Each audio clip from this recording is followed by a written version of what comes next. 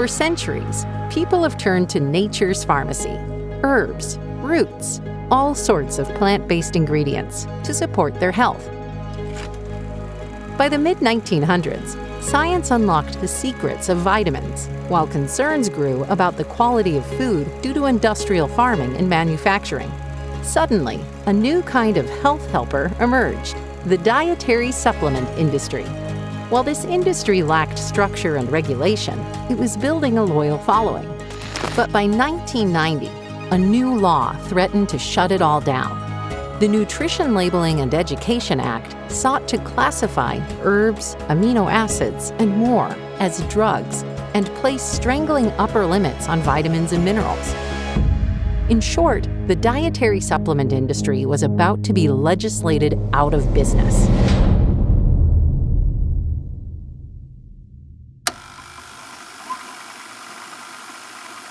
I wonder if we really did have an appreciation in 1994 how foundational the statute would become for the industry. In response, supplement makers and everyday people who swore by their herbs and vitamins lobbied to protect the industry. The fight culminated in 1994 with a law that changed everything, the Dietary Supplement Health and Education Act, or DSHEA.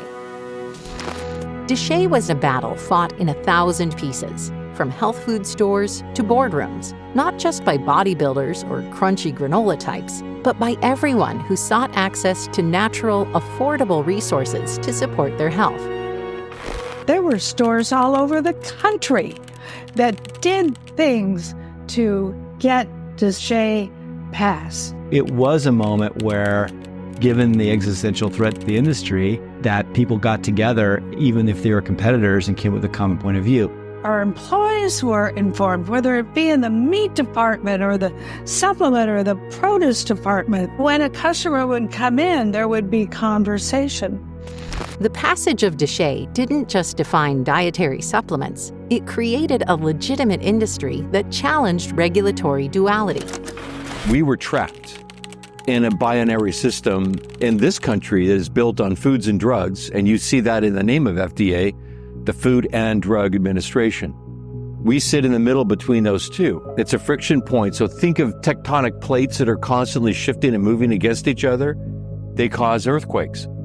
We live in an earthquake zone. You think about where the industry has come since the passage of DSHEA. I think that gives you a moment to really sort of celebrate what the law meant to the industry, how it opened up opportunities for companies to talk about their products with structure-function claims, and how it opened up opportunities to bring ingredients into this marketplace, not worry that they were going to be treated like drugs or food additives, that we have our own safe space. We could talk about, how supplements worked. We could talk about the science. We could talk about the third-party research, all these other different things, as opposed to testimonials, which kind of drove the industry for so many years. The main thing was the help that was provided to our customers and to people all over the country by being able to buy appropriate herbs and supplements to manifest wellness. Access by consumers to these products was a key issue of DSHEA,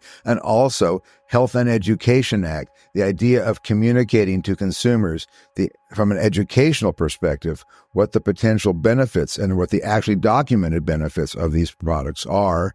That became a real big part of DSHEA, and that opened it up to millions and millions of people. This monumental legislation opened the doors for unprecedented innovation and remains the bedrock of a $67 billion supplement industry.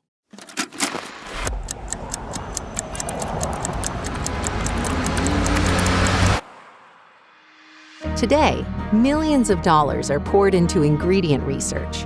Ancient herbs line the shelves of major retailers, and social media amplifies reach beyond what early activists could have imagined.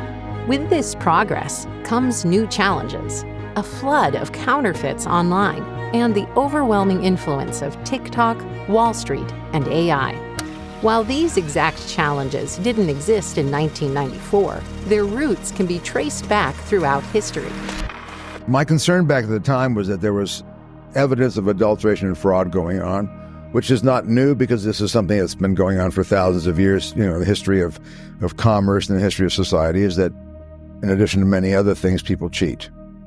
And what do you do to try to obviate that? So the internet basically has opened up this door, so to speak, of supplements that cannot be regulated. I do think we have challenges around making sure we have the, clean products and good products, and we have this problem of too many companies getting in that don't have products that work as well as other products. Amidst these societal forces, experts seek the right balance of modernizing the legal framework and strengthening industry self-regulation.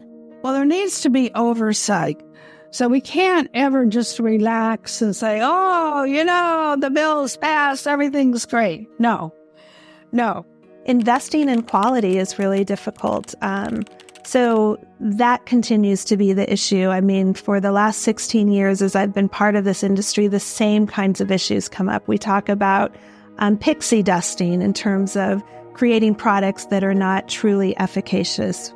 There's a lot of borrowed or even stolen science sometimes that can show up in the industry. To continue building consumer trust, supplement industry leaders are seeking alignment and reconnecting with the common goals that united advocates back in 1994. I think that there are issues that a unified industry could do a much better job of handling. Supplement leaders continue to face existential questions about the future of this industry. Anytime I look at my crystal ball, it's a little hazy. We're living at a time of profound change. We all talk about AI and Chat GPT and genomics, CRISPR.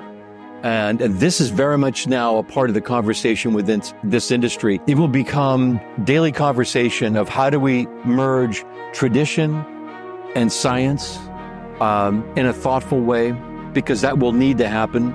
Going from soil and plants to cells and bioreactors. This is a global experiment. Nobody knows how it's going to turn out.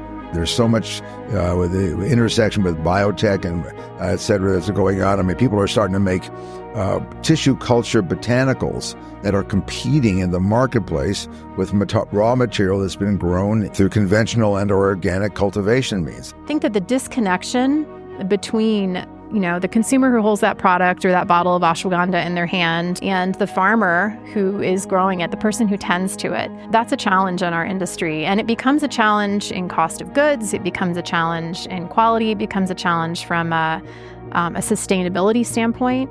The next generation will be tasked with using cutting-edge science and technology to create personalized products that really work, while staying connected with the industry's roots and committing to greater transparency and sustainability. I see a very exciting, growing body of evidence to support this linkage between what you put in your body, specific things, clinically studied, micronutrients, botanicals, mushroom extracts. I think the real future of our industry is going to be around efficacy and proof of performance and efficacy around the products themselves.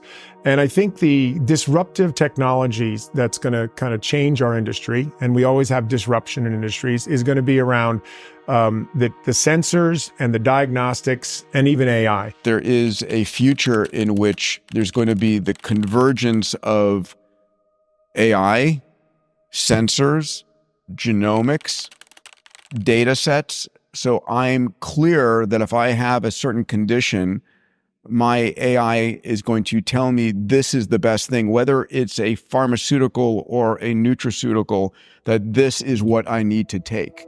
Today's landscape may be unrecognizable to the activists of 1994, but their core belief remains. Consumers deserve access to products that empower their health journeys. Over the next 30 years, leaders will task the industry with democratizing and further normalizing dietary supplements. The goal? Cement supplements as a core pillar of the American healthcare system that puts people first.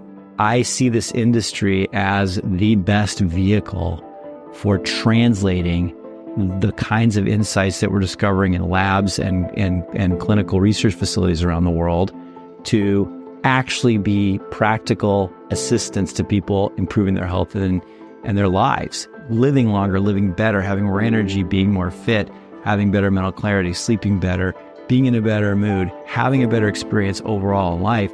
These things are all nutritionally influenceable.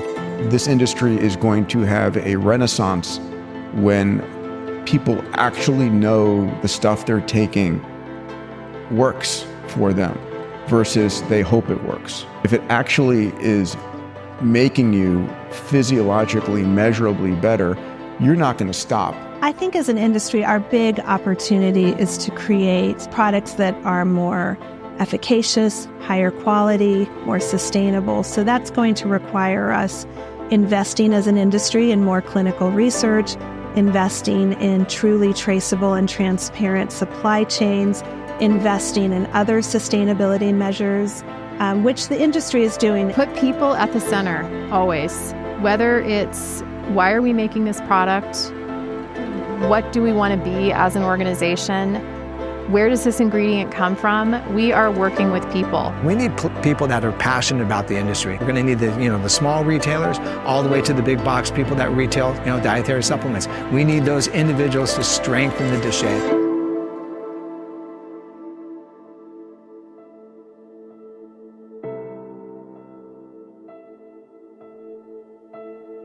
DSHEA is important to Ingredion because it provides a regulatory framework for us to follow. When I hear DSHEA, I think grandpa. I know it sounds funny, but if Alchemist Labs had a grandfather, it would be DSHEA. We make sure that as we formulate, no matter how long it takes, how many testings we have to do, what we put on the shelf is something that we can be proud of and can stand behind. In 10, 20, and 30 years from now, the industry will have more credibility than ever.